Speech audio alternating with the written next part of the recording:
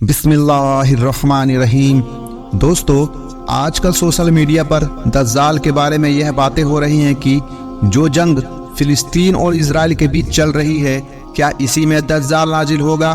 तो दोस्तों, आइए हदीस की किताब सही बुखारी, सही मुस्लिम, अहमद, अबू दाऊद, इब्न माजा से जानते हैं कि आखिर दज्जाल कब नाजिल होगा।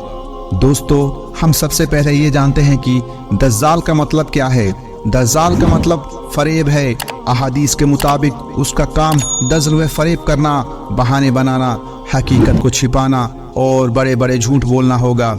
वह लोगों से अपने ऊपर ईमान लाने को कहेगा। इसलिए नबी सल्लल्लाहु अलैहि वसल्लम ने उसकी पहचान बताते हुए फरमाया, दज्जाल काना है और तुम्हारा रब काना नहीं है। अल्लाह हर ऐब से पाक है। दोस्तों, दज्जाल कौन है? दज्जाल औलाद आदम में से एक शख्स होगा जिसे अल्लाह कुछ ऐसी ताकतें अता करेगा जो उसके सिवा किसी इंसान को हासिल ना हुई होगी।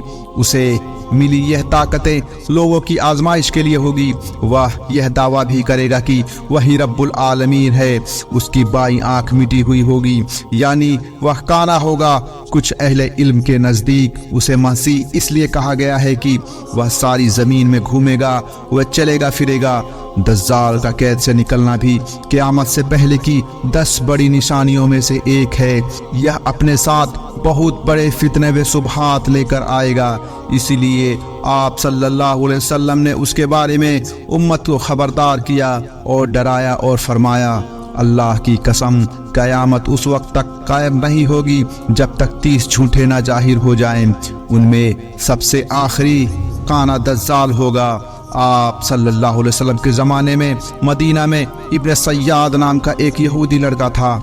आप सल्लल्लाहु अलैहि वसल्लम को उसके दज्जाल होने के बारे में शक था। इसीलिए एक दफ़ा आप सल्लल्लाहु अलैहि वसल्लम ने उससे फरमाया, क्या तू गवाही देता है कि मैं मुहम्मद अल्लाह का रसूल हूँ?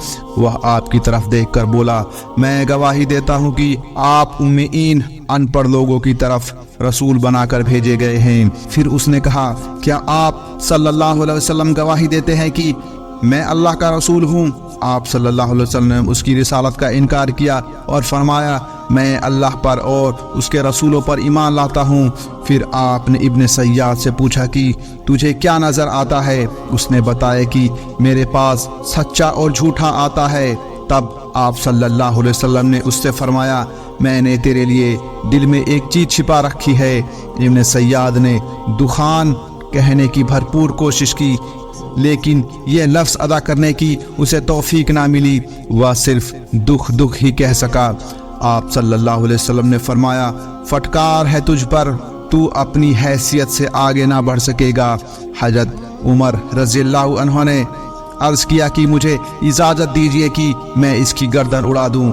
आप सल्लल्लाहु अलैहि वसल्लम ने फरमाया, इसे छोड़ दो। अगर यही दज्जाल है तो तुम इसे नहीं मार सकोगे, और अगर यह दज्जाल नहीं है तो इसे कत्ल करने से कोई फ़ायदा नहीं है। जब सय्याद आप सल्लल्लाहु अलैहि वसल्लम को दज्जाल कह रहा था, नौज़ बिल्लाह, तब अल्लाह के रसूल ने यह फरमाया कि दज्जाल बाज होगा, उसके कोई औलाद ना होगी, जबकि मैं औलाद वाला हूँ और मेरी औलाद मदीना में मौजूद है। जबकि दज्जाल मक्का व मदीना में दाखिल ना हो सकेगा, जबकि मैं मदीना से आ रहा हूँ और मक्का जा रहा हूँ।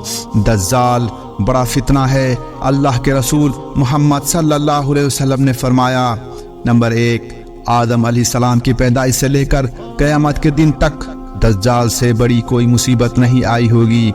नंबर 2, दज्जाल के अलावा दूसरे फितनों का तुम्हारे बारे में मुझे ज़्यादा डर है। दज्जाल अगर मेरी ज़िंदगी में निकल आया तो मैं दलील के ज़रिए मुकाबला करके तुम सब की तरफ से उस पर भारी पड़ूंगा, और अगर वह मेरे बाद आया तो हर शख्स दलील के साथ उस पर गालिब आने की कोशिश करे।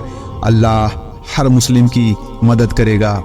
नंबर 3, मैं तुमको उससे डरा रहा हूँ। हर नबी ने अपनी कौम को उससे डराया है, लेकिन मैं तुम्हें एक ऐसी बात बताता हूँ जो किसी नबी ने अपनी कौम को नहीं बतलाई। वह यह है कि दज्जाल एक आँख से काना होगा, और अल्लाह ताला ऐसा नहीं है। खुरूज दज्जाल, दज्जाल के निकलने से पहले होने वाले वाक़यात। नंबर 1, بیت المقدس کے آباد ہونے سے مدینہ کی بربادی شروع ہو جائے گی۔ مدینہ برباد ہوا تو قسطنطنیہ فتح ہو جائے گا، اور اس کے فتح ہونے کے بعد جلد ہی دجال نکل آئے گا۔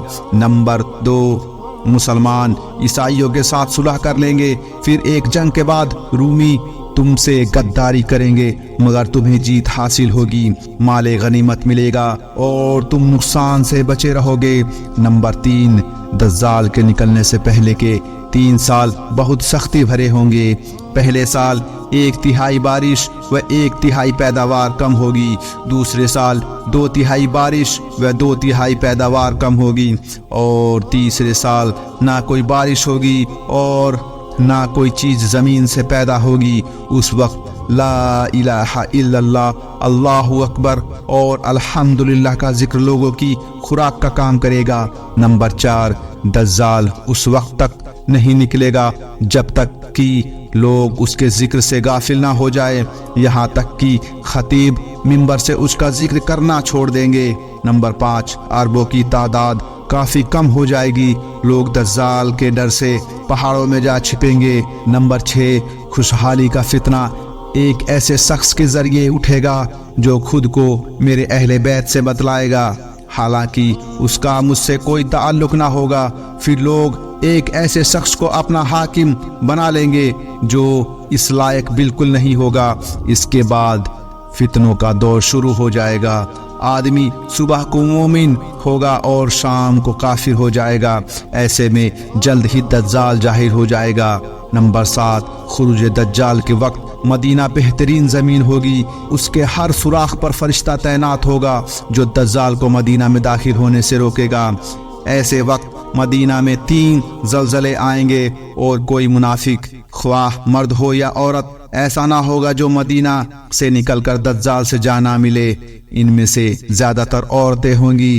یہ وہ دن ہوگا جب مدینہ اپنے میل کچیل کو اس طرح نکال دے گا جیسے لوہار کی بھٹی لوہے کے میل کچیل کو دور کر دیتی ہے۔ دجال کے ساتھ 70,000 یہودی ہوں گے، جن میں سے ہر ایک نے ہرے رنگ کی ریشمی چادر، تاج و زیورات سے سجی تلوار پہن رکھی ہوگی۔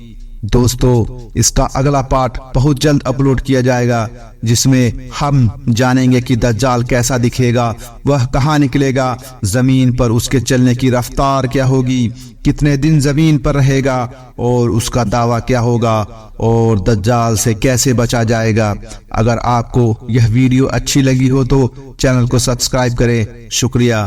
السلام علیکم ورحمۃ اللہ وبرکاتہ۔